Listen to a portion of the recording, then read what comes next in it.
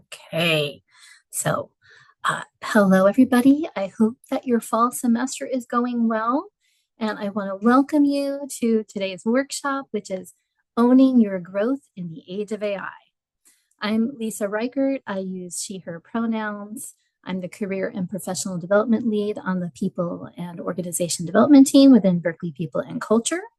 And I'm delighted to serve as the host and moderator for our very first fall 2025 Now Encore series of workshops. And as I think we may all be noticing, AI is transforming how we work and learn and grow in our careers. And with change happening rather quickly, it is important to explore how to not just keep up, but to use these tools alongside our own adaptability and our emotional intelligence, and to chart our own professional paths. So my hope is that today's session gives you both practical tools and some fresh inspiration for owning your growth in this evolving landscape. And with that, it is my pleasure to introduce our presenter, David Brown Dawson. David is a veteran, an author, an ICF certified coach, and is dedicated to helping professionals navigate career growth in an AI-driven world. David is also a Haas MBA alum. Yay, go Bears! He is the founder and CEO of Palm, which is an AI-driven career growth platform, and the LeadCom Gym founder, and which is a leadership and team development company. And he also created Enduring Urgency, which is a book and a framework for intentional growth and self-leadership.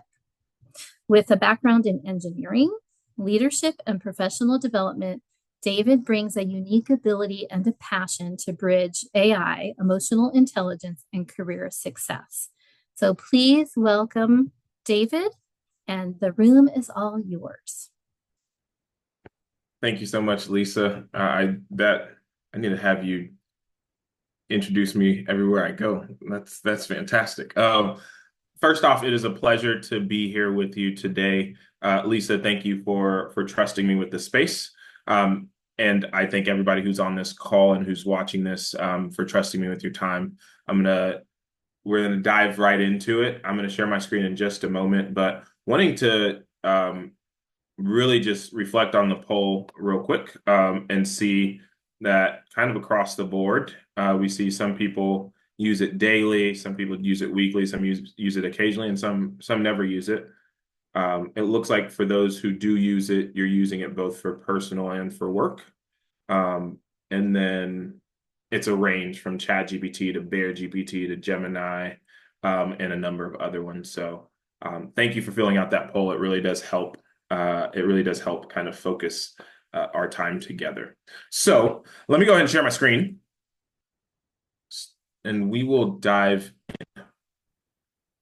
As Lisa mentioned, this is all about helping you own your growth in the age of AI. And really it's about being and becoming an adaptable professional.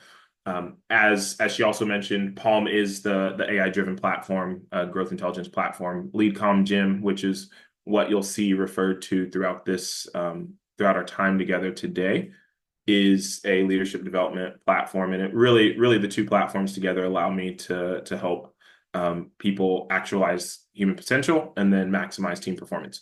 And that's what gets me super excited. So as I begin, I'm going to start with sharing a little bit about myself, but even before then, I'll offer, or I'll welcome you to go on camera if you'd like to. I love watching y'all's faces as I'm presenting to see, oh, something didn't make sense, okay, let me explain this a little bit deeper. I also invite you to just raise your hand and ask if you do have questions. Would love to answer them live, or if you want to wait till we get to certain points and then raise your hand and ask the question, feel free to do that as well. We have 80 more minutes together, so let's get after it. All right. As I start, I always like to start with sharing a little bit about myself. And part of that is knowing that if I share a little bit about myself, science says that you may be more inclined to listen. Um, so I want to just start with a little bit about me. The picture, this first picture is my now wife. We've been married for my partner and I have been married for all of the last 7 weeks. So really, really new to this. But that is her. Her name's Oyinda. This is my family. This is my parents, my sisters, and my brother, and well, I'll say and one person in the background. If you can see the picture. This picture is from my going away party when I was leaving the Air Force. So if you could see the what's on that hat, it just says U.S. Air Force veteran.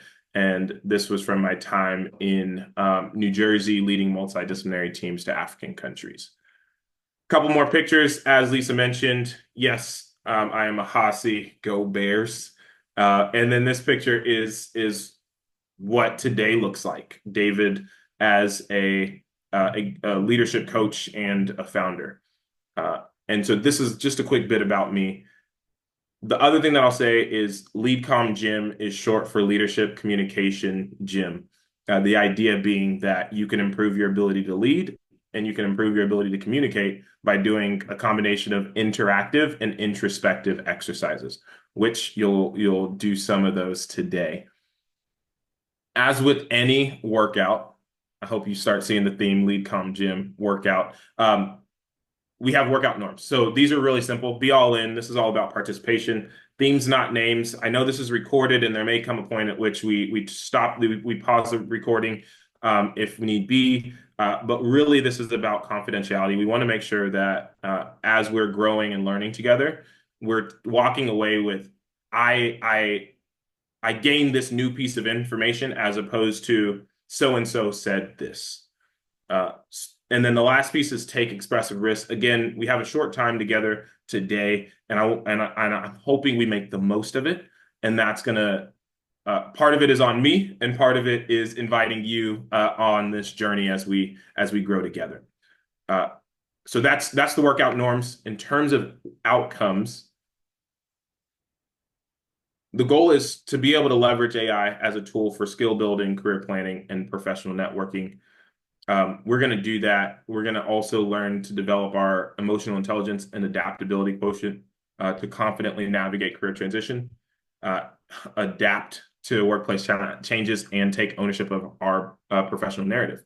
Then the final piece is be successful in applying a proactive career ownership mindset by identifying growth opportunities and practical next steps. We'll revisit this towards the end, and I welcome your input as to how effectively we were able to address each of these. Now, workout plan. Here we go. We're going to set the scene. We're going to talk about and really hone in on becoming adaptable, and then we're going to spend some time just focused on embracing AI. Any questions thus far?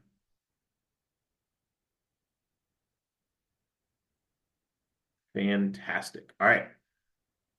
As with any good workout, it is always important to warm up. All right. So I'm gonna take you through this, and the next slide has this wheel blown up. It may feel odd to say, "Hey, I just hopped into this owning your growth in the age of AI, and we're talking about feelings." Well, hang with me. The reality is, for different people, emotions are coming up as they hear the word AI. What does this mean for my role? So, some feelings of possible fear or uncertainty. How do I best leverage this? Curiosity, right? What can I do to better get a handle of what's going on? So, what I'd love for you to do in this warm up is identify an emotion from the wheel to address how you're feeling right now. And you can just drop that in the chat first. And we'll do that round first. So I'll give you 30 seconds. And then after that, we'll come back and we'll say, what's a word that you're seeing that you may want to add to your vocabulary? Any David, question? I dropped the link to the wheel in the chat so that people could go to that website and see it. Perfect. Thank you so much, Lisa. So I'm going to go to the next slide just so that you can see it fully blown up if you're looking on your screen. But again, Lisa also dropped the link so that you can have that for yourself moving forward. So here it is. And just in case you're wondering, the way to use this wheel, there are a number of wheels. Lisa has another one that she can share where you can actually spin it. I thought that was really cool. The reason I like to use this one is because it divides it in half. So you start on either half and you say, okay, what are my feeling? These are the feelings on the right hand side when my needs are met, and then on the left hand side, my feelings when my needs aren't met. So you start with a simple question: do I feel in this moment that my needs are being met? And then you go to the middle of the circle for the more well-known words. So proud, ashamed, sad, loving. And then you work your way out to be more nuanced. The idea here is the more nuanced you can be with the feeling, with the emotion that you're feeling, the better you can then manage that emotion. All right. Any questions, come off mute and just shout it out.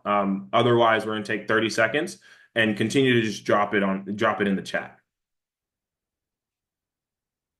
Awesome. People are already dropping it in the chat. This is great.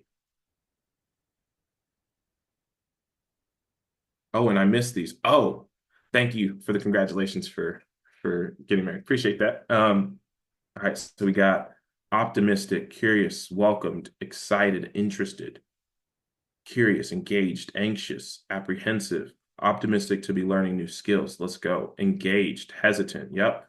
Engaged, hesitant, interested, self-assured, hopeful, hopeful, appreciative, curious. No, this is so this. Thank you so much for dropping these in the chat. And there's many words that are being dropped in the chat multiple times. And part of that is I want it to be in the chat so that you can see that you're not the only one feeling this way. There are a variety of feelings, and whatever you're feeling, that's okay. That is valid. Um, and oh, I like this. Ramona put excuse me. Somebody put suspicious. And and even that, I think that's important to even name, because whether it's suspicious about the presentation itself, suspicious about AI and how it's going to be leveraged, I think that is great to have that perspective. And suspicious is a cousin of curiosity, because there's a certain desire to want to know more and to get a better understanding of something. So thank you so much for sharing that. Slightly resistant, yeah, apprehensive. I mean, these are so I just want to thank you for being honest in terms of what you're feeling, and please just know that you're not alone in what you're feeling. In short, and all the feelings on this wheel are on this wheel because they're normal feelings. So, all right, with that, wanted to do that warm up one so that we could see where everybody is right now, and then the second question that I want to just quickly do is, oh, let me go back. There we go. Is what's a word that you're seeing that you may add to your vocabulary? So this is also about naming like your current emotion, but also what is it? What's something that, ooh, that piques my interest, or that's a word that maybe I haven't heard before or I haven't used before. I'd either want to know more about it or I'd like to add that to my vocabulary. And feel free to drop that in the chat as well.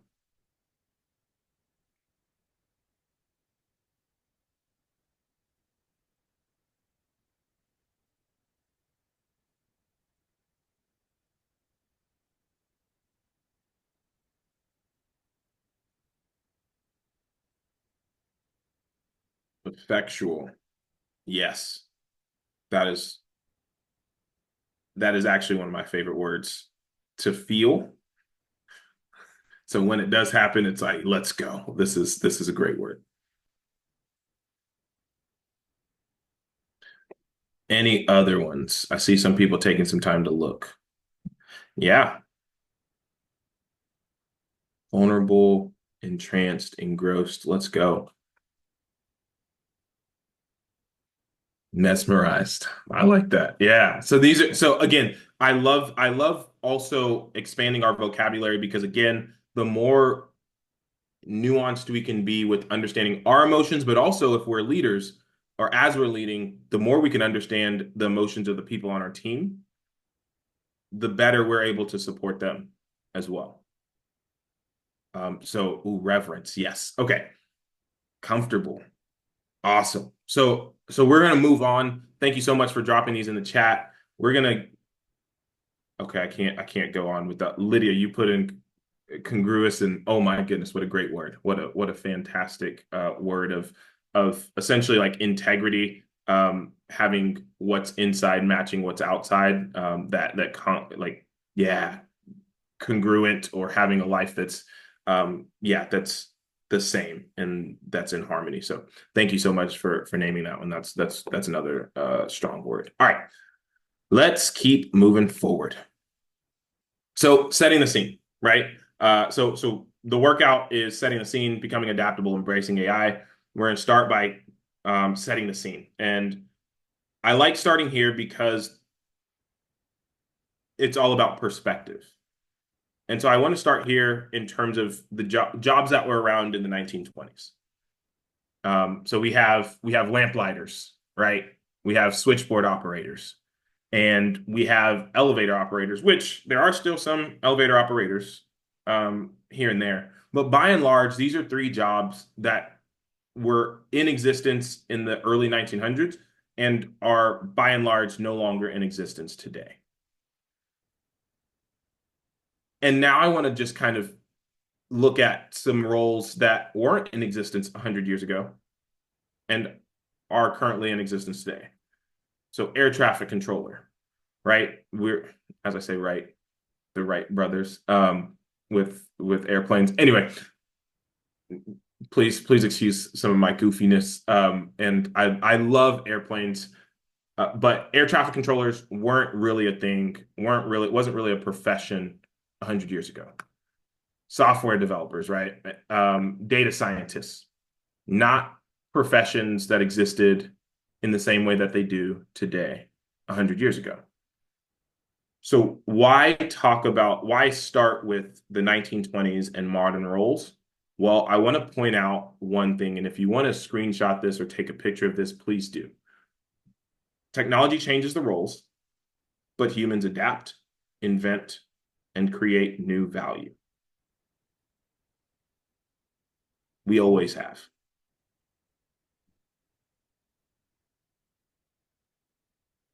I'm okay sitting here for a moment because this is one of those pieces to keep at the forefront of your mind as we continue moving forward. Technology changes the roles, but humans adapt, invent, and create new value. Why does this matter now? Well, elephant in the room. AI is redefining industries and job roles. Career paths are increasingly non-linear. Adaptability and self-leadership are the new differentiators. And before, just in case you're thinking this is just David's talking, it's just David naming adaptability or naming self-leadership, just want to take you to this was actually not even an article about adaptability. It was actually about how AI is changing the change management industry. And in it, these two leaders in their space talk about how, and I'll just read the last sentence. It's adaptability that will count most in the AI era, and continuous improvement is what will deliver it.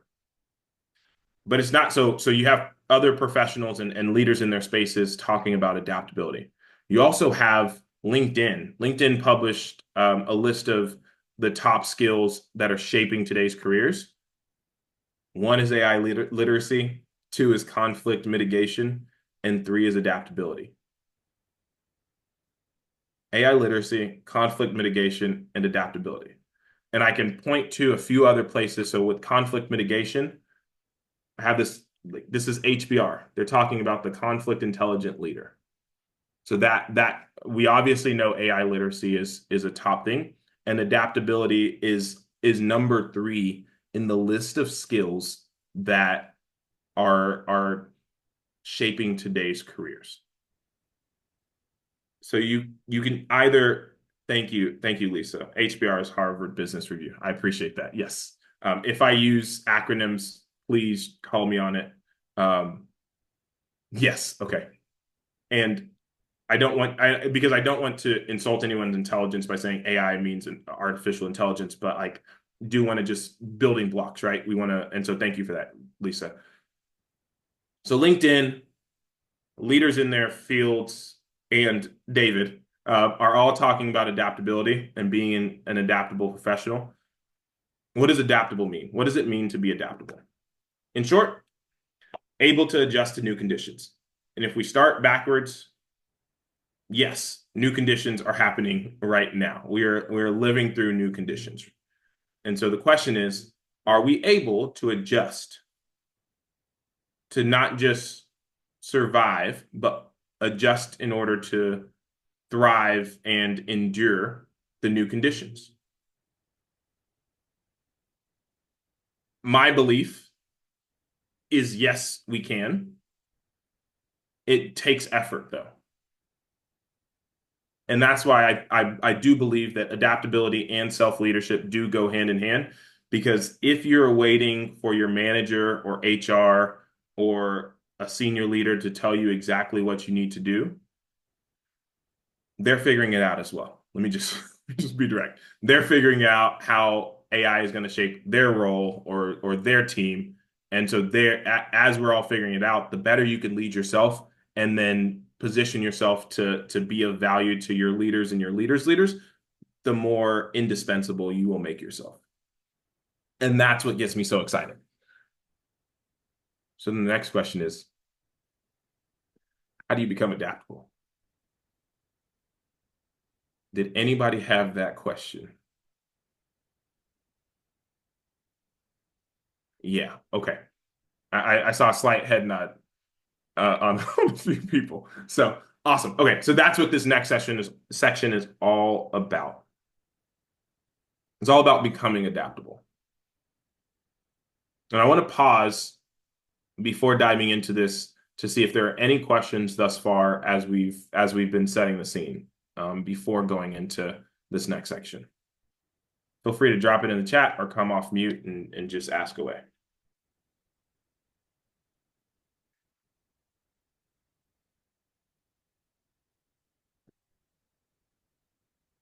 All right, let's do this. You saw some of these pictures a moment ago, and I like to start here. One picture, so we have David, Captain Brown Dawson, the military officer. We have David, the author. You have David, the Hossie. And you have David, the coach and founder. Same person in all four pictures.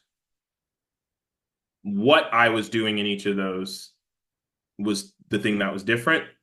Who stayed the same. The who is David. The what was different. So same person, different roles. Same who, different what. I really hope that over the next few minutes I sound like a broken record because so long as you're very clear on who you are, that allows you to have what you do change without having as much disruption. I'll come back to that in a moment, but I just want to name it up front. If you can get really clear on who you are, then you can surround that by what you do, and what you do can change, but you're still who you are. The reason I bring that up is because in each of these pictures, these are just representations of a single point in time. And in each of those, what at a certain point stopped me from being effective and what would have stopped me from you even seeing these pictures is if I had let imposter syndrome win. Now, let me just pause real quick. Who has ever felt or dealt with imposter syndrome? I'll be the first to raise my hand. Yep. There it is. Thank you for the honesty. Yeah. And also, if you're looking around, please note that if you have felt it and you're a little hesitant to be like, I have, well, there's plenty of people on this call that have also felt imposter syndrome. So you're not alone in that. And oftentimes what happens is we tend to think we're the only ones dealing with imposter syndrome. Nope. I have worked with CEOs, executives, middle level managers, high performers. Imposter syndrome can pop up. It's more than a matter of what does it look like to address it and preempt it. And I appreciate the honesty in the chat. Let me see. I hope I pronounced your name correctly. Denora. Do you have a question or were you raising your hand to say, oh, okay, all good, all good. All right. David, we did have a question in the chat. Lydia asked, like, who in the sense of skills, I guess, like in terms of who has had imposter syndrome, who in the sense of skills is the question. Yeah, and let's see. Lydia, if you don't mind coming off mute, would love to just hear a little bit more context of the question. Want to make sure I understand it correctly before I answer. Yes, thank you, David. What I'm questioning and asking is when you're talking about as long as who stays the same. So when you're talking about who you are we talking about more about like identity terms or more like the skills that we hold? I'm just trying to make sure I don't know, maybe both, but I'm just curious a little bit more if you could help me understand that. Yes, I will say it two ways. Identity, yes. Your skills are, and it's an understanding of the easy way to say it, a self inventory. And if you'll give me the next 4 slides, I think I can answer it. And if I don't, then let's circle back and let's make sure that it's clear. How's that sound? Great, thank you. Awesome. Thank you so much for the question. Okay, we're going to go from arguably the slide with the least number of words to the slide with the most number of words. And I just want you to bear with me. But I think in order to have this discussion, we have to go to the root understanding of what imposter syndrome actually is. And so, and that just requires us to have some background. All right, so let's define it. So imposter syndrome, first coined by Pauline Rode Clance and Suzanne Imes, and it's really to describe the internal experience of doubting your abilities. Their research concluded that women were especially vulnerable to experiencing imposter syndrome, and minoritized groups. Later research also said that also concluded that minoritized groups also frequently tended to experience it. As we just saw, people across the board, in all across the room, were raising their hands and acknowledging that they had experienced it. And if you'll bear with me, I'm going to read pretty much this entire next section because it is that important. Imposter syndrome is a behavioral health phenomenon described as self-doubt of intellect, skills, or accomplishments among high-achieving individuals. These individuals cannot internalize their success and subsequently experience pervasive feelings of self-doubt, anxiety, depression, and/or apprehension of being exposed as a fraud in their work. Here's the part. Despite verifiable and objective evidence of their successfulness. Despite verifiable and objective evidence of their successfulness. Despite verifiable and objective evidence of their successfulness. So everybody that raised your hand who has experienced imposter syndrome, almost like based on how it's defined, the idea that you're experiencing it is evidence that you've accomplished things, is evidence that you've already been successful. Now, whether or not you recall the things that you've done that has been effective in the ways that you've continued to progress, you're on this call, you're watching this, you've been successful in some way, shape, or form to be part of this session, to be part of UC Berkeley. And so I just want to really hone in on this. Like, it describes the internal experience of doubting your abilities despite verifiable and objective evidence of your successfulness. And this is where, let's see, this is where Lydia, I'll come to in terms of the next couple slides. What's normal is wrapping who we are around what we do. So when we meet somebody, oftentimes in a normal conversation, hey, what's your name? Oh, My name's David. Oh, what do you do? And so we wrap who we are around what we do. And this is the point that I want to get across with this. When you wrap who you are around what you do, then when what you do changes, who you are gets disrupted. I'll put it on the screen and I'll point it out. If you wrap who you are around what you do, so for me, if I'd wrapped who I am around what I did as a civil engineer officer in the Air Force, then what tends to happen is when I leave that role, then who I am gets completely disrupted, and I have to completely refigure out who that person is. That's what normally happens. Is we've wrapped our identity around what we do, and so when what we do changes, who we are actually gets disrupted. There is a better way. Had to put the X for dramatic effects. Wrapping what you do around who you are. And I think if you were to zoom in and see my bookshelf, you'll see a couple books from Jim Collins, Built to Last and Good to Great.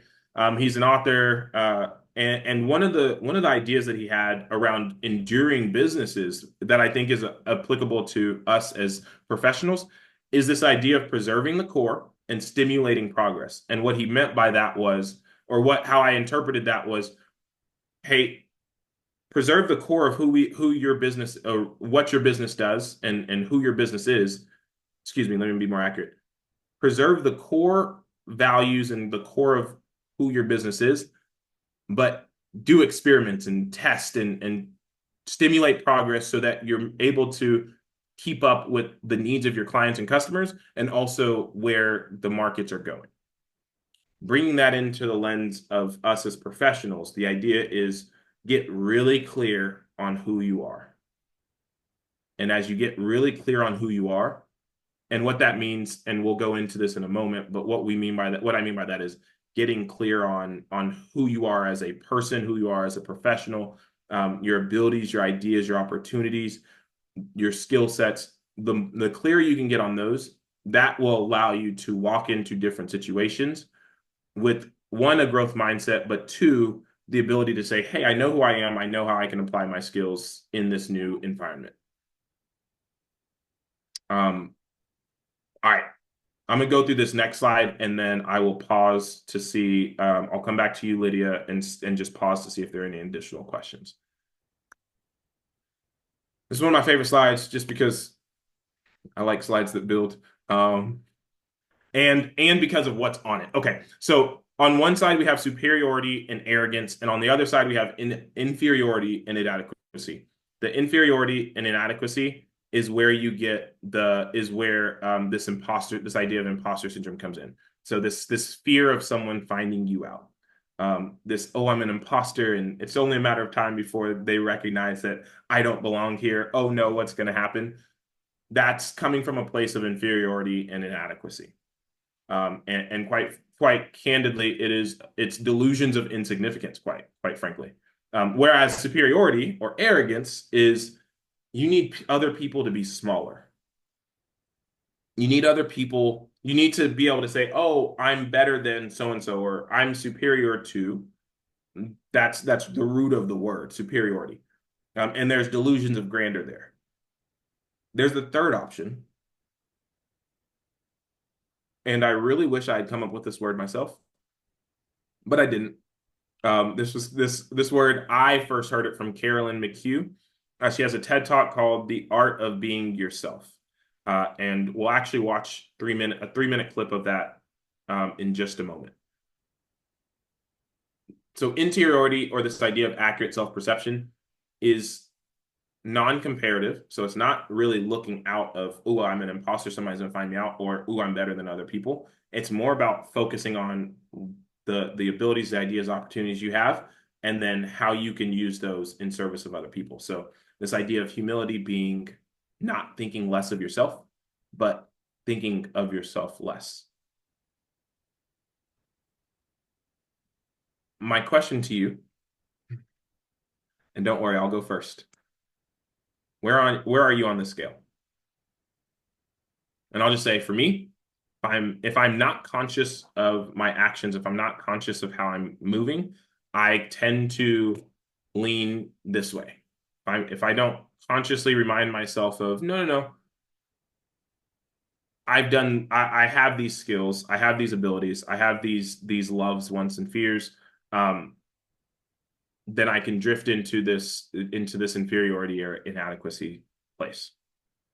So I'll ask you, and you don't have to, you can just think about this and reflect, and I imagine some of you already are. Where would you put yourself on the scale?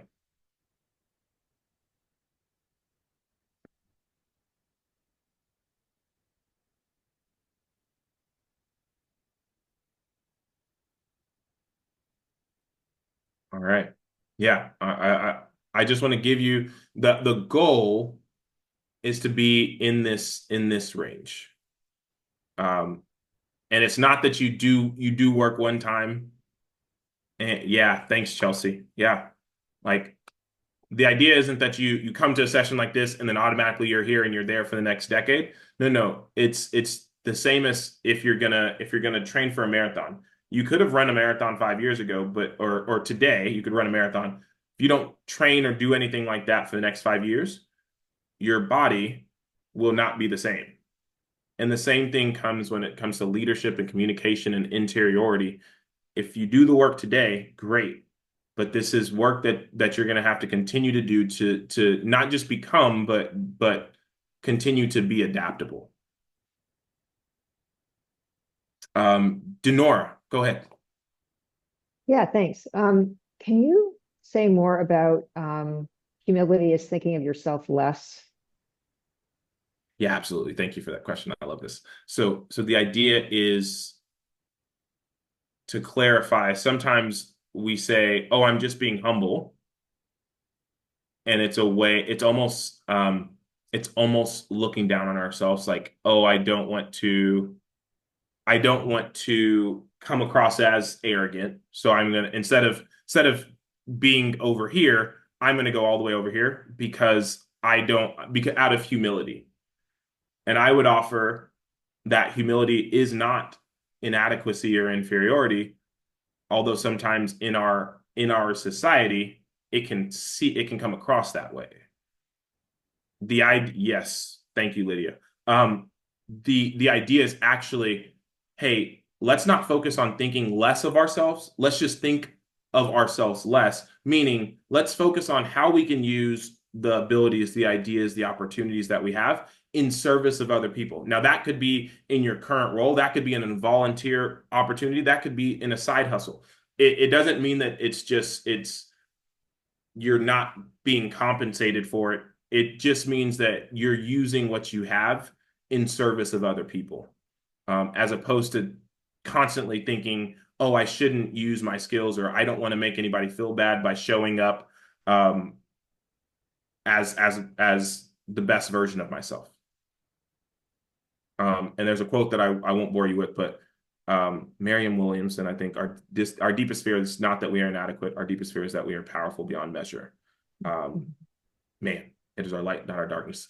Anyway, I'm going to go. This is another, I want to give you another take on interiority, direct from the source. So I'm going to transition, and I just want to play this 3-minute clip. And again, and Lisa, if you can just please let me know if you're able to see the TED Talk stage. Perfect. Yes, we can see it. Okay, so I've done this before.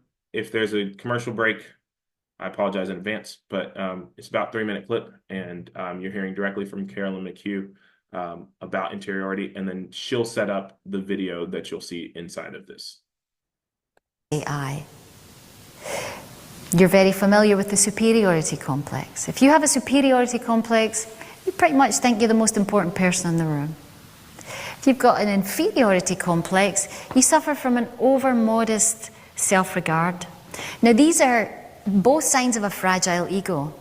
One of them is about delusions of grandeur, and the other one delusions of insignificance.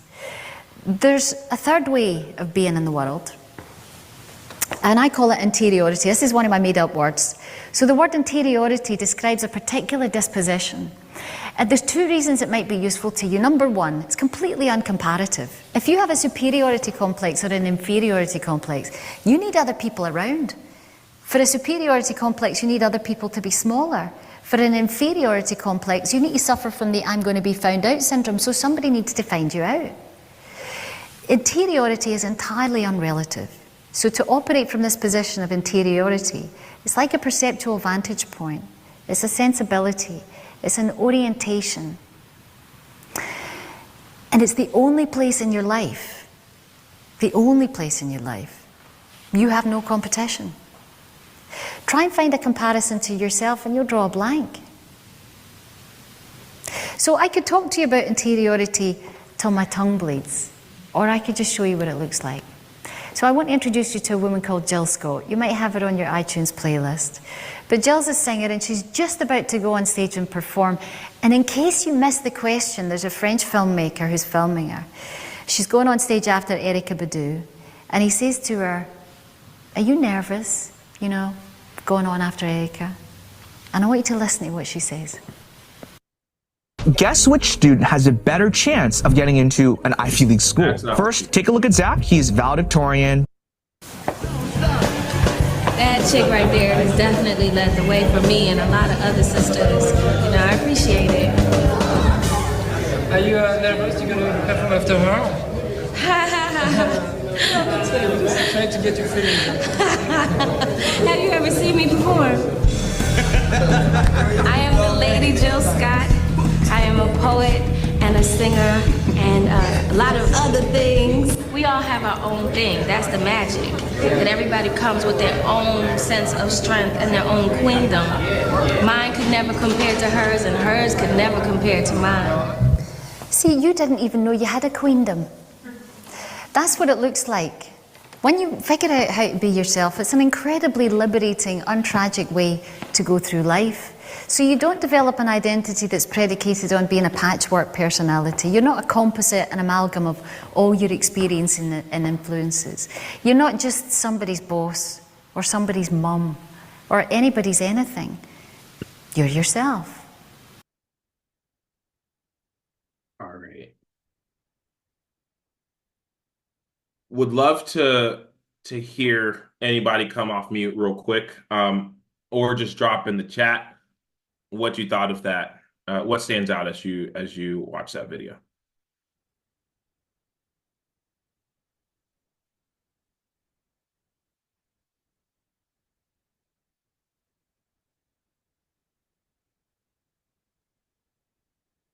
Inner power, joy, self-assurance gives you a cool confidence. Yeah.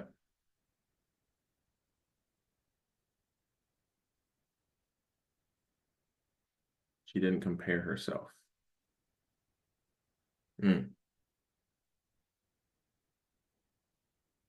Yeah, I could never compare to her, and hers could never compare to mine. Like, just not even trying to compare. Empowering or empowering. She acknowledged everyone's value. Yes. Come with your own thing. Uniqueness. We can't shine in what we do if we are trying to be somebody else. Woo! Oh my goodness. I hope y'all are reading some of these. These are solid.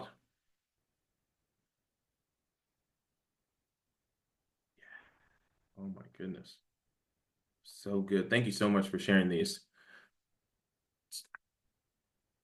So we come to this place where we've talked about adaptability, we've talked about imposter syndrome, we've talked about interiority.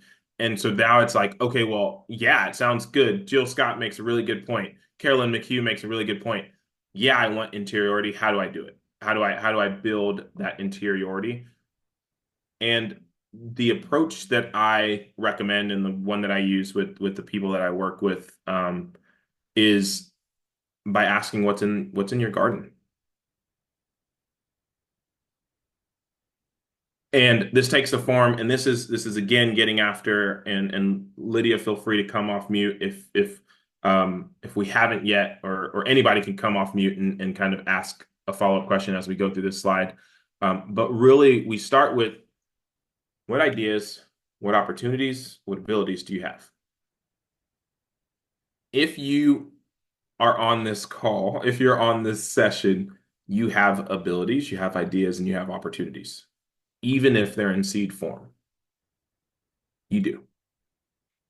And so it's getting clear on what these are, and this can in the adaptable leader accelerator that I put on, we literally spend 30 minutes just on these 3 questions. It's like list out all of the ideas that you have or that you've had, list out the opportunities that you currently have, list out the abilities that you have. Again, whether they're full-blown skills or they're just like, okay, I think I can do some public speaking. It's listed down. From there, then, and this is all about focusing on more so on what you have. This is more so taking an inventory. Then we go into loves, wants, and fears. Now, the first time I did this was about a decade ago. I was living in Japan, and I was sitting at my table one evening, and I wrote at the top of three different, or the front and back of one page, and then another page. I wrote, "What do I love? What do I want? What do I fear?" And it ended up taking me, call it 3 hours over 2 days. But I just wrote out, what do I love? What do I want? What do I fear? And I'll tell you, that helped clarify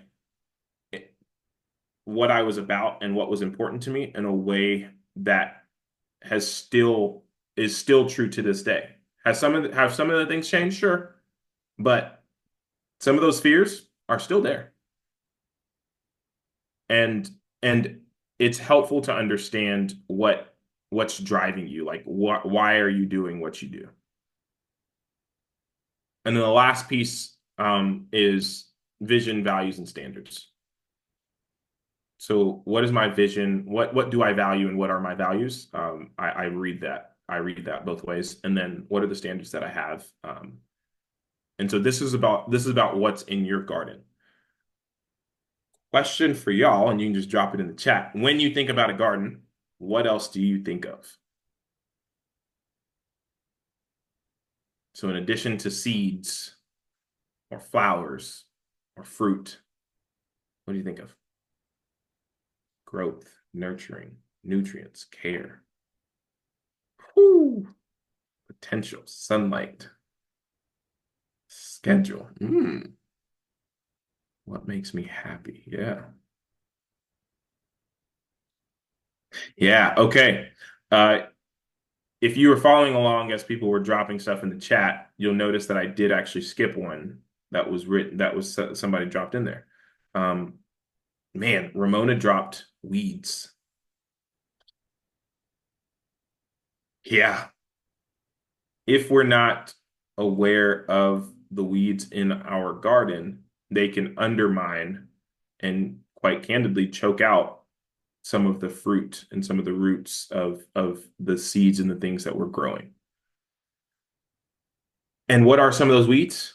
Well, I got these 4 from the coaching program that I went through, IPEC, and limiting beliefs, gremlins, I'll come back to that one in a moment, assumptions and interpretations.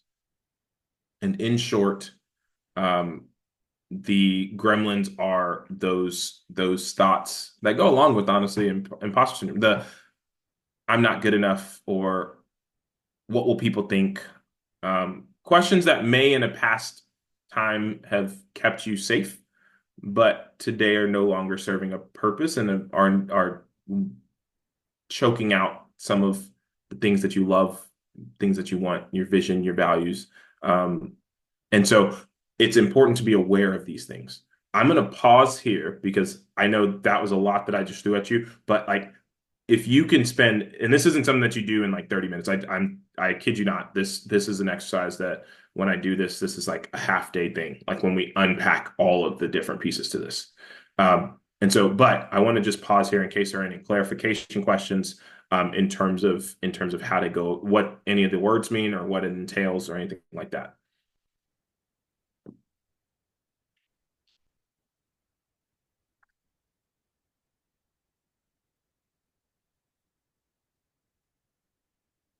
I'll give it a couple extra seconds just in case there's somebody that's typing.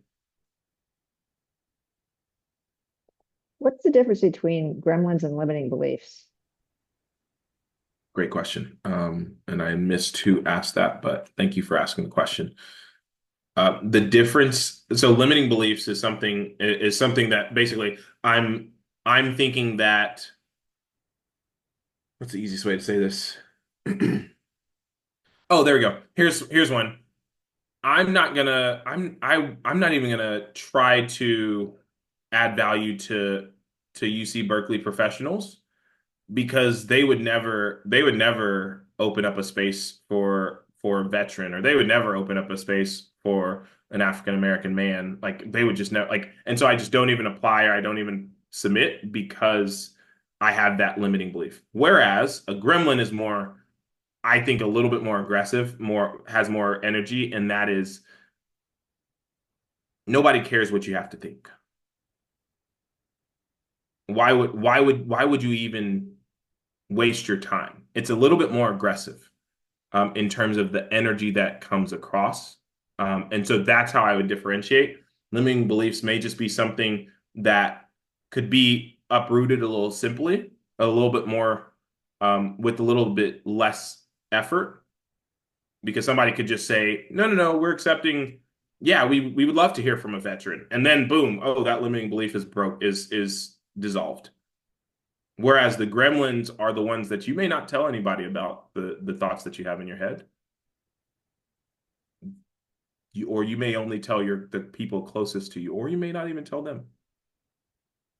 Those are the ones that take a little bit more effort. But I tell you what, the sooner you shine a light on them and you get them out in the open and you expose them and you distance them from who you are, that's when you can uproot it. So thank you for the question. I missed who actually asked it, but thank you. Denora, was it you? Yes, thanks. Okay, thank you. Perfect. Awesome. Okay, so this is again a larger exercise, but I invite you to step through these because this is how you build that understanding and that awareness of who you are, so that you can then see, oh, these are the things I want. These are the things I love. These are the things that I fear. And I'll just share before I move on, or as I move on, I think the easiest way to say this, because fears can be weeds, but they can also help you understand, oh, okay, these are things that are important to me. And so one of the fears that I had was I'm a recovering people pleaser. I'll say it right now. So I had a fear of what people think about me. But then I also had this fear of getting to the end of my life and getting an opportunity to see all the people that I could have impacted if I hadn't been afraid of what people thought, or hadn't been afraid of or a failure or anything like that. And once I unlocked that, I was like, oh, this fear of getting to the end of my life and getting to see the people that I could have impacted but didn't. Okay, I do not want to experience that at all. I don't want to experience that at all. So that's where I say only you know your deepest fears, and you don't actually have to show this garden to anybody. You can literally just do it on your own and just know it. But the sooner you do it and the more you're okay with what comes up, and this is why I shared what I shared, the one piece of advice that I give with this, do not judge yourself. With whatever comes up, do not judge yourself. I'm going to leave it there because I think that is a key piece. Whatever comes up when you say, what do I love? What do I want? What do I fear? Don't judge yourself. Just let it come to the surface so that you can write it out, and then you can process it after that. Awesome. Okay.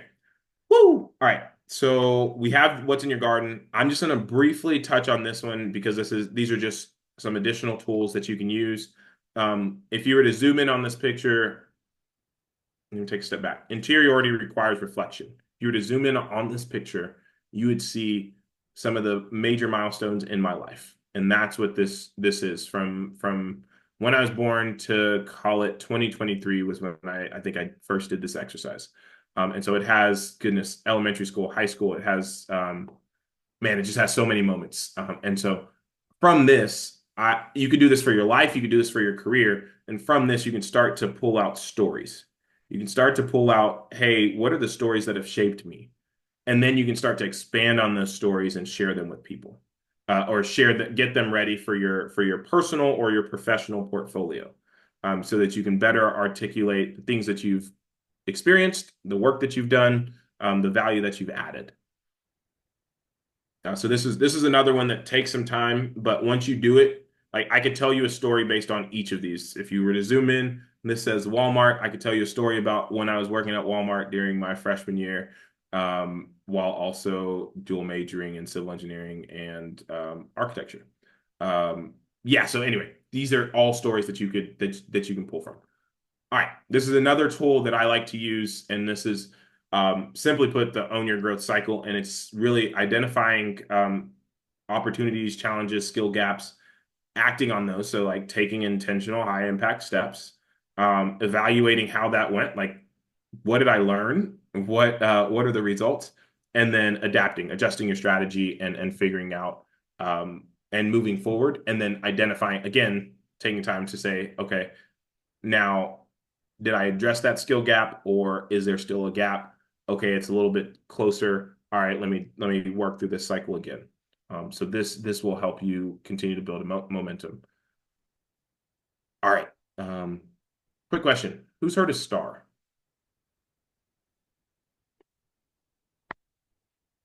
Ooh, and I want to pause real quick because I see a question. Give me just one moment. Let me read it. Let's see. So we have. Would you? Oh, I missed a couple questions. Okay. Laura, you mentioned, could gremlins also be external? Ooh, good question. I would offer that gremlins are internal. The assumptions, interpretations, and limiting beliefs, those can be more so external facing, meaning I can see a scenario and have an assumption about what will happen or what happened, and that's more external, and that then can limit me, or limiting beliefs can limit me. But the gremlins are internal, but that doesn't mean that they're accurate. That doesn't mean that they're helpful. It just means that you're experiencing them and nobody else is. And then one more that I'll go to real quick. Would you have any examples of stories that also demonstrate the skills you bring? For example, if sharing it. Oh, Lydia, you asked such a brilliant question. And if you give me just a couple of slides, we will get there. Oh, this is great. You asked a great question. Okay. Yes, I do, to answer that question. So who's heard of STAR? I saw some hands be raised. Situation, task, action, result. Awesome. There is another framework that I have seen just work much more effectively, and that is the clear achievement framework. Now, this is similar to STAR, but it's more focused on leadership and reflection. So I like it because it's similar to STAR, situation, task, action, result, but you get to explicitly define your roles and responsibilities. And then you also get to identify your lessons learned and how they apply to future opportunities. And this gets after, and this will build into, Lydia, the answer to your question. This is how you then have those whether it's a promotion conversation or a new job opportunity. This is how you frame what you've done in a way that you're now hitting on your role and responsibility, your leadership potential and abilities, but then you're also saying, hey, I've reflected on what I've learned from this experience and how I can then apply it. Because oftentimes when you're in these interviews, the interviewer is trying to understand, how will this person add value to the team that I'm bringing them onto? How will this person make me look good in terms of the hiring decision? And how will this person help us advance our mission and our towards our vision once we bring them on? So I'll just go through one example real quick in the interest of time, and that is, hey, a team leadership example. So, hey, the situation was team missed deadlines. Task, we improved communication. Action, we introduced a new system. And result, deadlines were met. if we take it a little bit, if we unpack it using clear, it's a little bit more detailed. Deadlines missed due to poor communication. Leadership took ownership of this, just simply put. Effort, introduced tools and training. Achievement, deadlines met and satisfaction improved. And then reflection, learned the importance of proactive alignment. So these are just some examples. Now, I will tell you, because we're teeing up the embracing AI section, right? So I can tell you this. If you were to take these last two slides, if you were to take a picture of them, and I'm pausing on them so that you take a picture of them, but if you were to take a picture of them and you were to take these into ChatGPT or Gemini, and you were to say, hey, I want to craft my achievements to mirror these, ask me questions to build this out. This will make your preparation of the work and the impacts that you've had up till now that much more clear for you to then continue to advocate on your own behalf. And this is part of being an adaptable professional. It's understanding what you've done and the value you can bring so that at any moment you can articulate that, again, not from a place of arrogance. And this is why we started this is why we went down that framework. It's not from a place of arrogance. It's from a place of interiority, accurate self-perception. This is the value I can bring to this team. And I'm not feeling inadequate because I know exactly what I've done.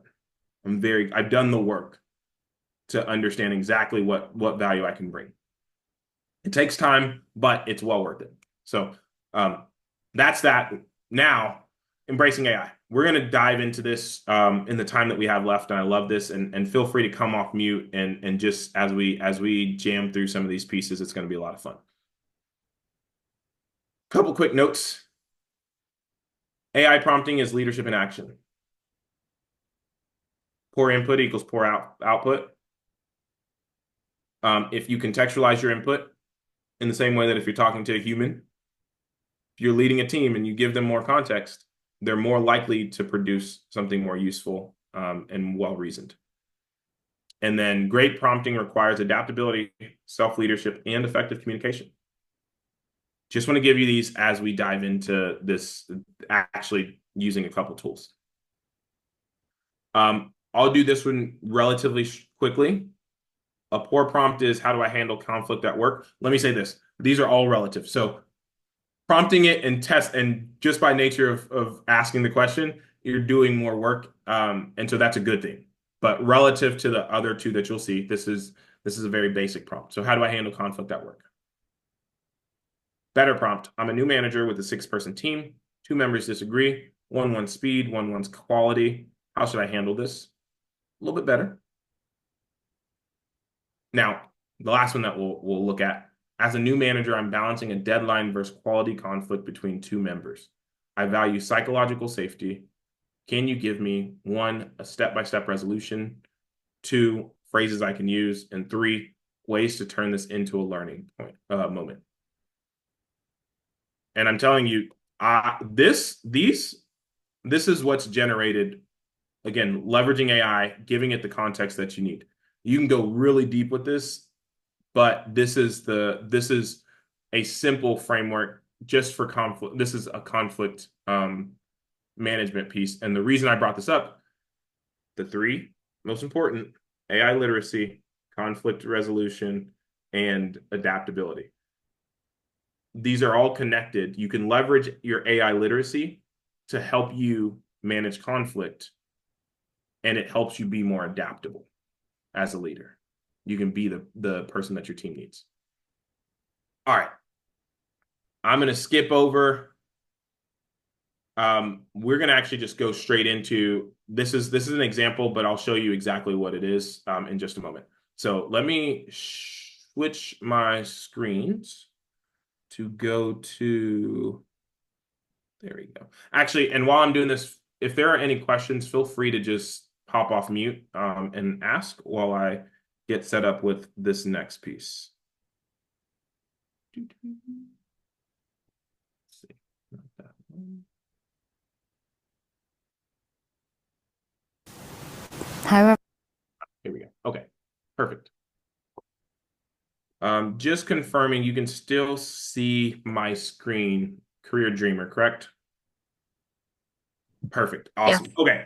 So this is a tool that, man, I got to be honest with you. I love this tool. When this tool came out, at first I was like, oh no, Google came out with something really cool. And then I was like, oh, Google came out. This is so great. I'm so glad that they came out with this because what you can do with it, and you'll see I've already added some of my own experiences, Air Advisor in the Air Force, Structured Development Finance Analyst, MBA.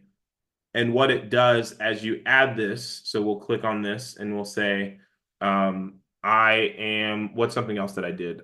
I was a Walmart cashier, which is true.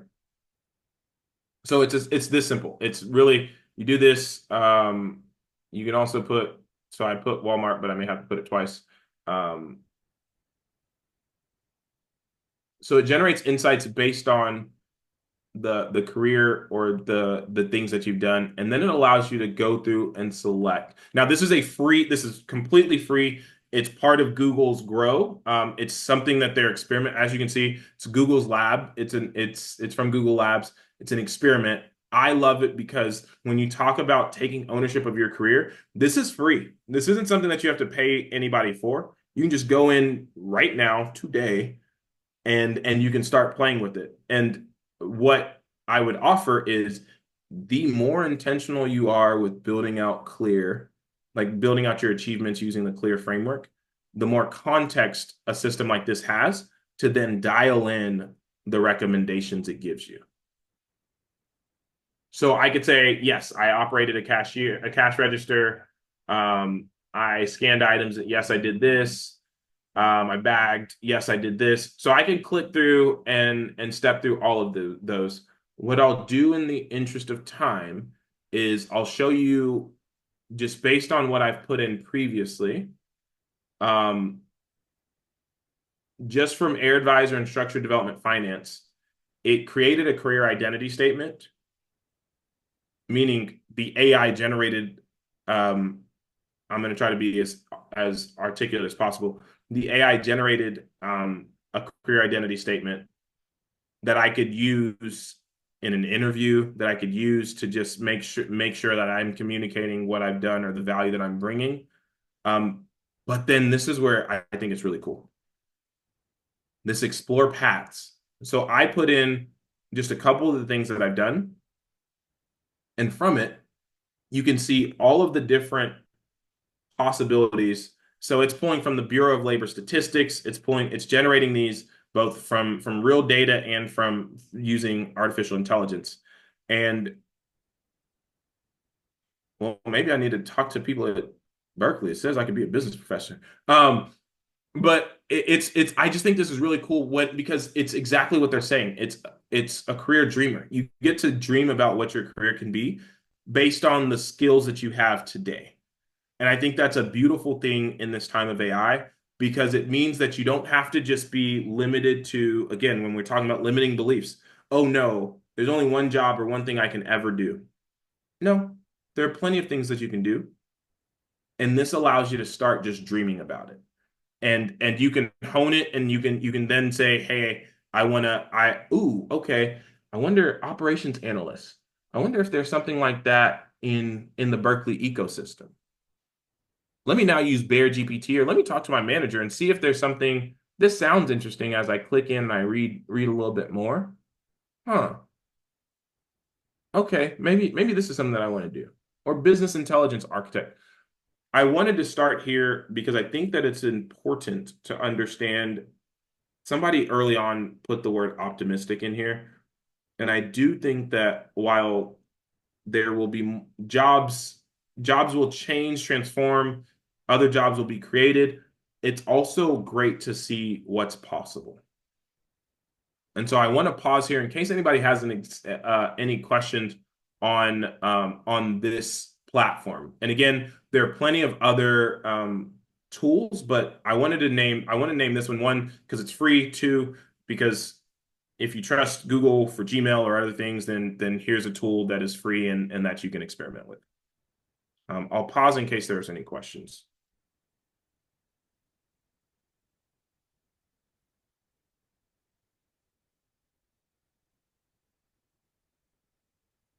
Oh, awesome. I love this tool. We will be using it with our students today. Let's go. Love to see that. Okay. Um, I'll go on with this. You can also then jump into Gemini, and this is where I tell you the tools out there are kind of endless. And again, if you want to use, I'm not sponsored in any way by Google. I'm offering this because it's the easiest. It's one of the companies that's most well known. And so I'm just offering this as a simple tool. But if you were to want to workshop a resume or workshop a cover letter, or explore more job careers, you literally just click this button, you copy this to the clipboard, you continue to Gemini, and then it essentially pulls in. Let's just make sure. Boom. You can then copy and paste. And now it's taken all of your information that you put in from, for me, it's the Air Advisor, the real estate finance analyst. It's taking it in and it's saying you are a career coach and an expert at helping people achieve their career goals. Below is this representation of my professional profile exported from Career Dreamer. Has all this information, and now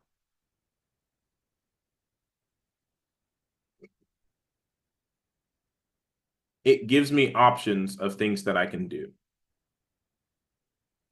And again, you can then reinforce this and say, hey, I'm a professional at UC Berkeley. What jobs may align in the Berkeley or UC system?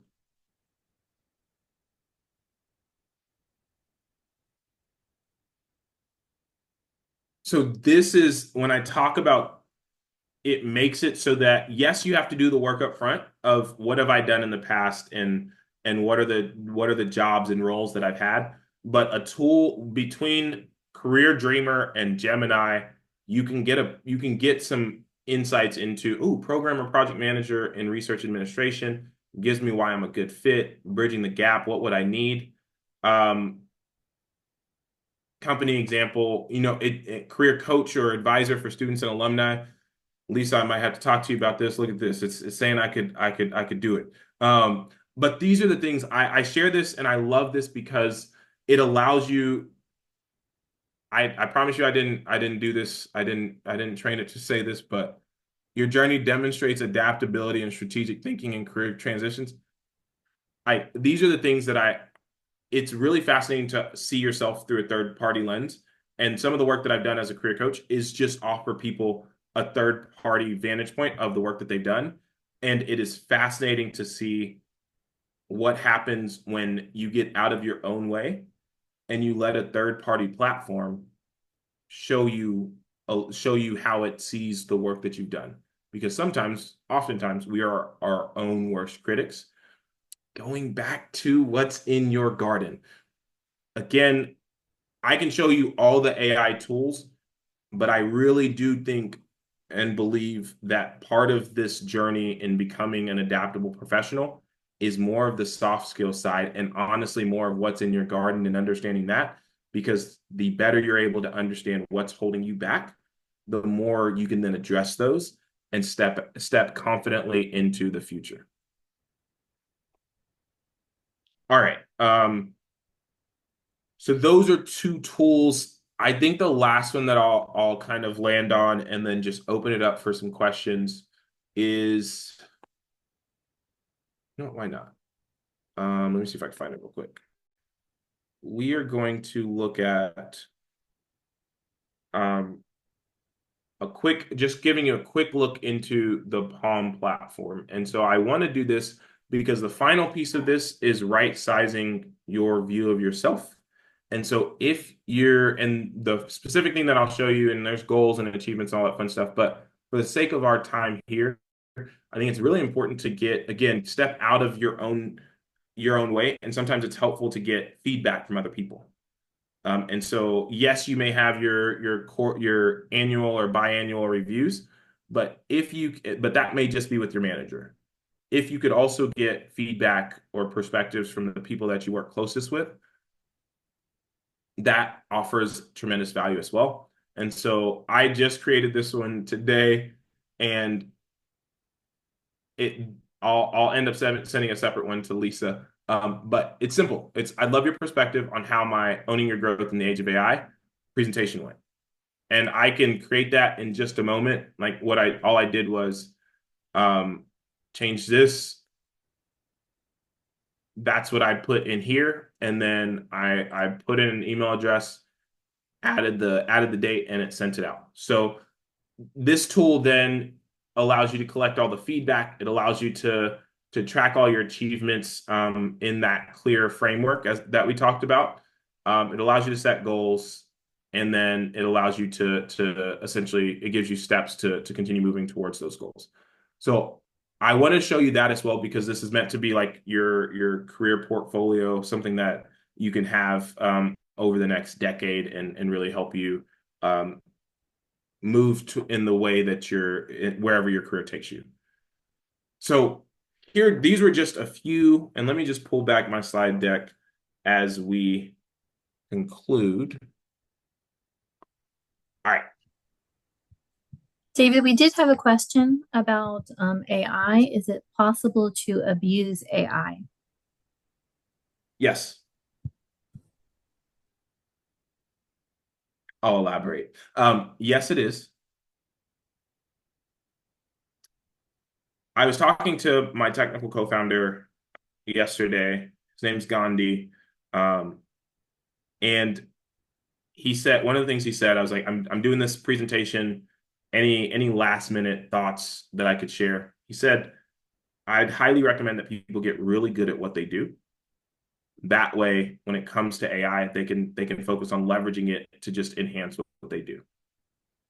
And he's coming from the software development space. You may have heard the term vibe coding, this idea of leveraging AI to code the things that you want to build, the software that you want to build. Software developers use it, but it doesn't do a comprehensive job of like working out all the bugs and all those things yet.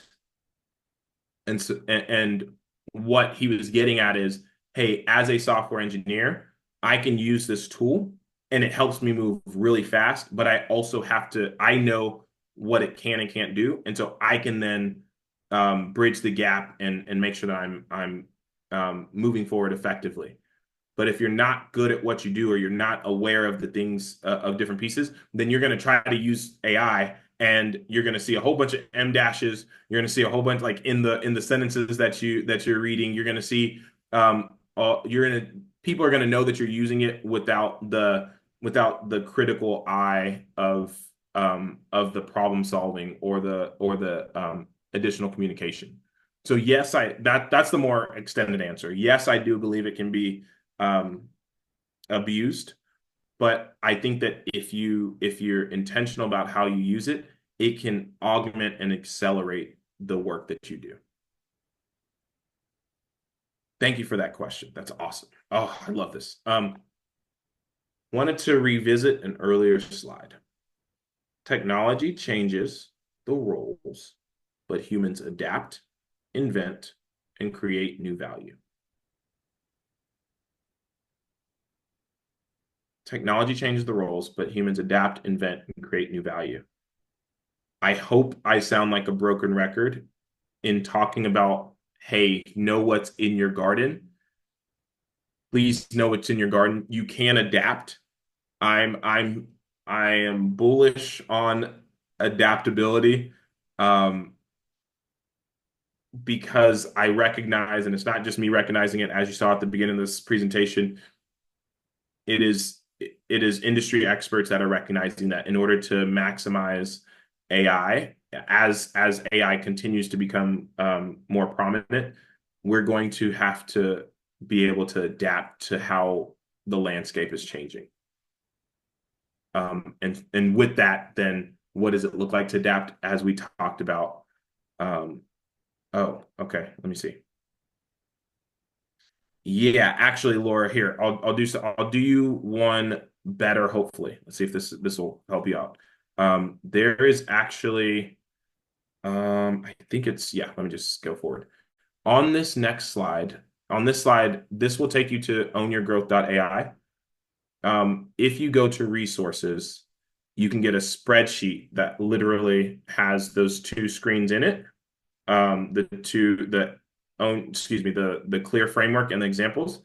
And if you don't use Palm at all, if you don't use that platform, that's fine. At least take this Excel spreadsheet and start intentionally documenting your achievements so that you're ready. One, you get insights into your past performance.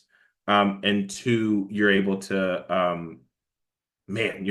better position yourself for future opportunities.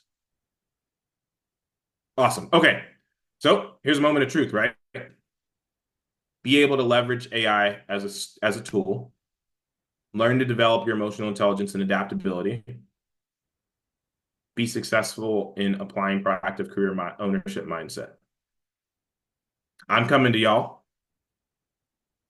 You can either say, got it, meh, thumbs down. I just want to get a sense of, and feel free in the time that we have remaining, would love to just hear any thoughts or any final questions in case you're not clear on one of these outcomes or anything like that.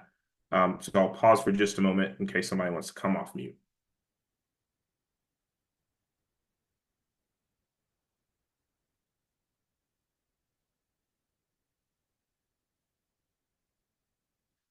All right. Oh, got a thumbs up. There we go. Awesome. So this is this is what I'll leave you with. And feel free to drop this in the chat. And this is where I think you can learn as much from each other as you can from me. What's one thing you'll do this week to be an adaptable professional? And feel free to just drop this in the chat. I think this is one of those moments where you can just drop in, what are you taking away? And you may see something that somebody else is taking away where you're like, oh, wow, okay, this is good. Does this workshop count? That's great. Denora, focus on interiority. Let's go. Again, I wish I had coined that term. I really do. It's a great one, and I think it works. Awesome. Okay. So as y'all are typing, I just want to leave you with, I took this from, I think James Clear. He wrote Atomic Habits, and he said, you do not rise to the level of your goals, you fall to the level of your systems. I just added, and your preparation. And in order to be an adaptable professional, you're going to have to do the work to prepare.